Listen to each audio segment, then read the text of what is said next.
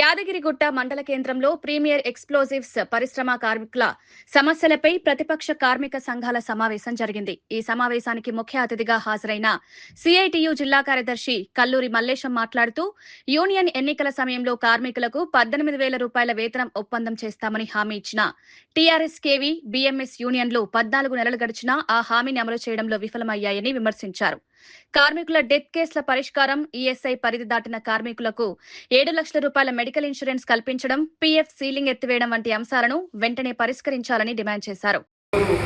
ఇండస్ట్రీకి సంబంధించి ఇవాళ అన్ని కార్మిక సంఘాలు, అఖిలపక్ష కార్మిక సంఘాలు సమావేశం జరిగింది. ఒకటి, గత యూనియన్ ఎన్నికల సందర్భంగా టీఆర్ఎస్, బీఎంఎస్ ఉమ్మడి ఎన్నికల మేనిఫెస్టో పెట్టినారు. మేము మెరుగైన వేతన ఒప్పందం చేస్తాం, 18,000 ఖచ్చితంగా చేస్తామని చెప్పినారు. ఇప్పటికీ 14-15 నెలలు కావస్తున్నది. ఇంతవరకు అతిగతి లేని పరిస్థితి ఉన్నది.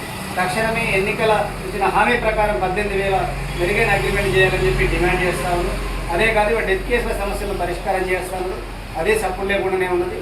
ఇవాళ రిటైర్మెంట్కి సంబంధించి 20-10గా రిటైర్మెంట్ అయిన వాళ్ళ బెనిఫిట్స్ కూడా అందరి పరిస్థితి ఉన్నది. ఇవాళ అనేక సమస్యలు అయితే ఎన్నికల మేనిఫెస్టోలో పెట్టినారో వాటన్నింటినీ కూడా నెరవేర్చాలని చెప్పి డిమాండ్ చేస్తూ రానున్న రోజుల్లో అన్ని కార్మిక సంఘాలు